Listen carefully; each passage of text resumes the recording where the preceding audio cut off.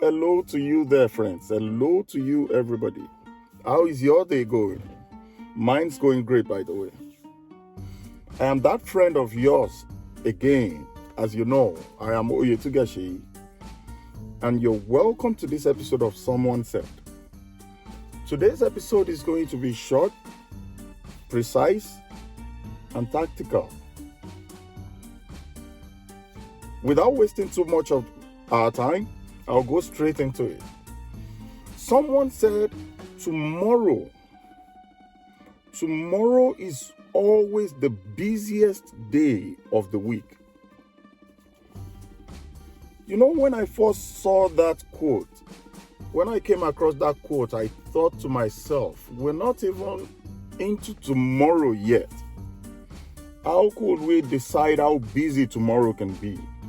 How could we come to a conclusion why tomorrow is the busiest day of the week? And I'll ask, if you are in the same boat as I was, if you have the same thought process as I did about that quote, I want you to stick around and I will explain what the in-depth meaning of that quote, tomorrow is the busiest day of the week, really is.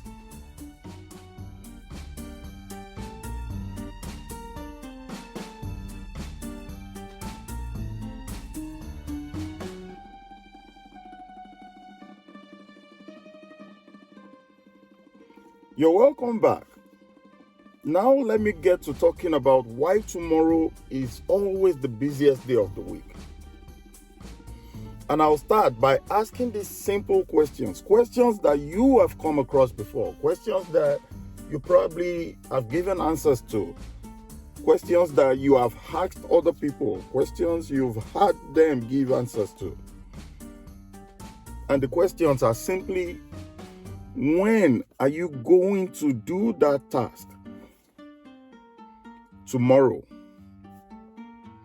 When are you going to place that call? Tomorrow. When are you going to start that project? Tomorrow. Tomorrow is an easy way out for a whole lot of people, myself included.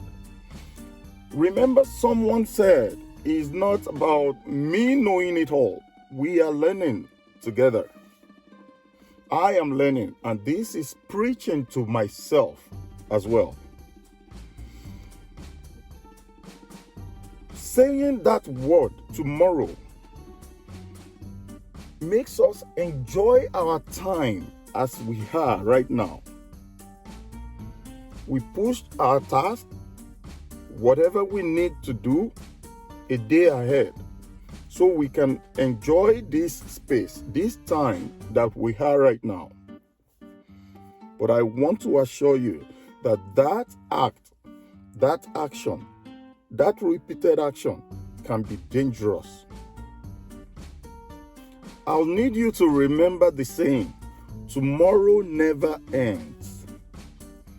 If you get into the habit of pushing it ahead, of pushing it forward, it's just one day. It's only 24 hours. It can be as bad as it's only an hour ahead. Or even worse, the difference between today and tomorrow is a minute or a second. If you get into that habit, it becomes an habit that you cannot shed off. And it is killing your time. Tomorrow never ends. Whatever you have to do, whatever you need to do, whatever that is necessary to be done today, do all you can. Try not to push it till tomorrow. Because there is already a lot to be done tomorrow. So quit pushing or putting more into tomorrow. tomorrow is busy by itself. Procrastination, they say, is a killer of time. Pushing stuff ahead. Is that procrastination? Is that killer of your time? Probably sounds like giving you time for right now, but it is costing you time in your future. So procrastination is really a bad habit to grow into. And that being said, I want to give to you 7 simple steps you can adopt to overcome procrastination.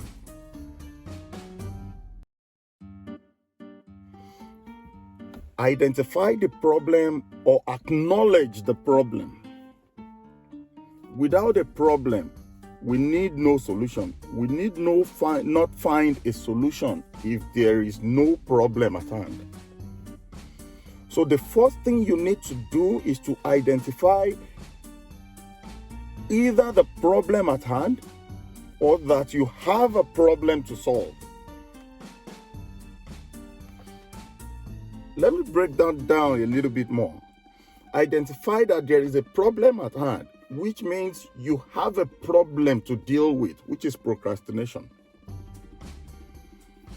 Or identify a problem that is existing, which is the task, the job, or the call you need to make, or the visit you need to make, or the event you need to see to completion. Whichever one it is, identify the problem. If you don't identify the problem, if you are in denial of the existence of a problem, then there is no solution. There is no way you can find a solution to it. Again, identify the problem.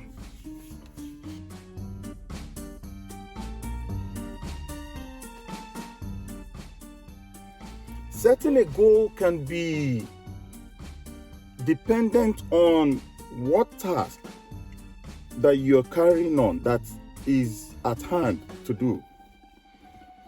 It is different for every category of persons. For a student, it might be an assignment. For a worker, it might be a simple task. For a boss, it might be scheduling. Whatever the problem is that you have identified, you need to set a goal. And in setting a goal, it might entail you setting a timeline, the beginning and the end of when you want this task done, or when you want to achieve or complete the task. You need to set a goal. You need to write your goal down, so you are held accountable, so there is something holding you accountable for the completion of the said task.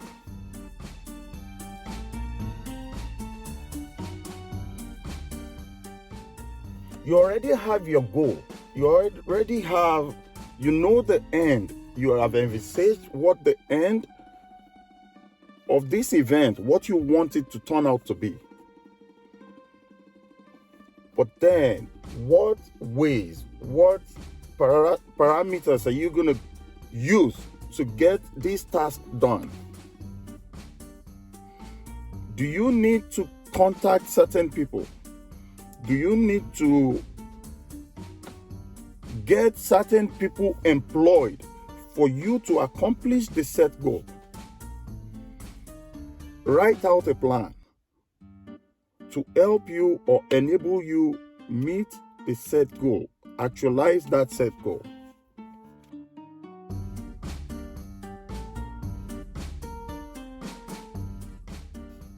This is a very important step because seeing a task as a whole can be daring. Seeing a task as a whole can be discouraging at times. I'll use a very simple example, the simplest example that you can come across. dishwashing. Yeah, it's that simple. To do dishes, if it's all clustered, if it's all everywhere and not sought out and not broken down, it can be daring. It can be frustrating to get into. For me, it is. But if dishes are sought, flat plates to the side, cups to the side, utensils to the side, plastic plates to the side, in different orders, it is easier to tackle. And that is the simplest way I can explain it to you. Break a huge task that is daring, that is scaring you. That task that you think, oh, I cannot achieve this, it's too much for me. Break it down into simple and smaller tasks. And that way, you can get things done step at a time until you achieve your goal.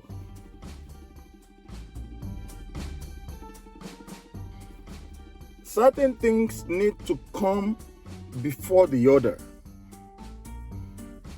The alphabet comes from A to Z. You do not jump from A and B and C to L and N and O. If that is done, it's all gonna get twined and clustered. Priorities has to be set. What is more important? What is needed first? What comes before the next? What enhances the next step? Because doing Z before A at times might make A, that is supposed to be the simplest, become the hardest. Therefore, prioritize. Prioritize often, even on simple tasks. My dishwashing example for again. If you do certain things before the other, your plate rack will get filled up, and then the simple, smaller things will not fit. I'll say that again. Washing bigger dishes before the smaller ones will fill up your plate rack, and you will not be able to fit the smaller plates into the plate rack. And this is why prioritizing is very important. Fill the smaller plates in the plate rack. Then the bigger ones can go over top. It seems or sounds simple, common sense, but the application of it is left to you.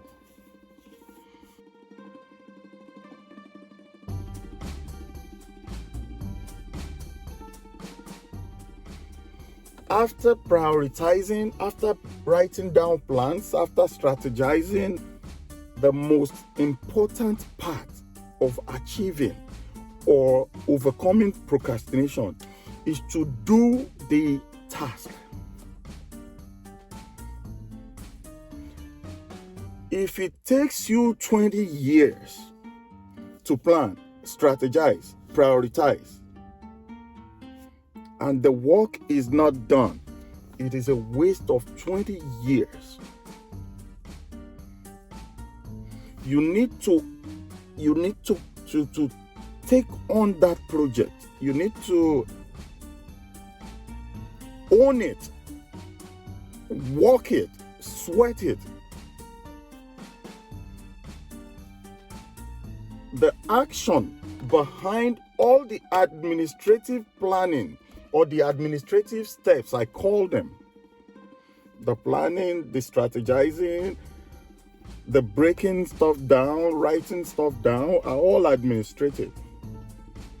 But the actual step that gets the job done is for you to put your effort into it. If you don't do it, no one will. Yeah, we can pay people to do it. Yeah, you can do this, you can substitute and all that. If that is what it takes, it means you are doing the work. So the action is very important, and it comes in the 6th place. But it is, to me, in my opinion, the most important part of it. Do the work. You've broken it down anyways. You've made it simpler anyways. Just do it.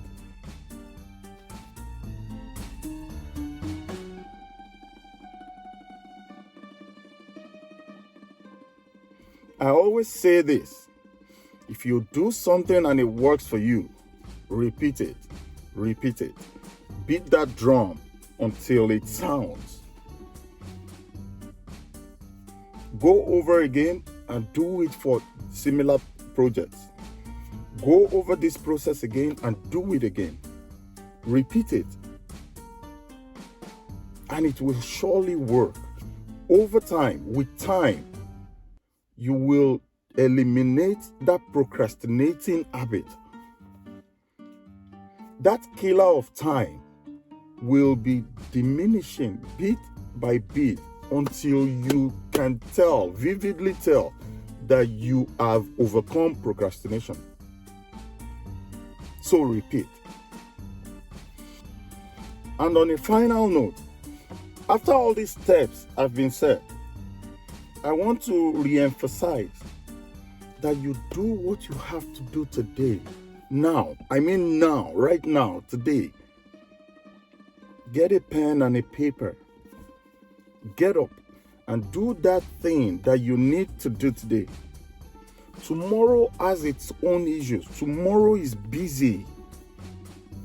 Stop pushing tasks till tomorrow. Do them today. And that is all I have for you on Someone Said Today. I hope it comes to you as vital, as important as it came to me. And I hope you can find a lesson or two in this. And I hope you can apply it actually. And that being said, I hope you subscribe to this channel. Subscribe to Someone Said. Like, share, and comment on the video. Tell me in what way procrastination has been affecting you, or which steps you took to overcome procrastination. I would love to hear from you. But until then, I'm still that friend of yours. I'm still that voice behind your ears that pricks you and nudges you to do better.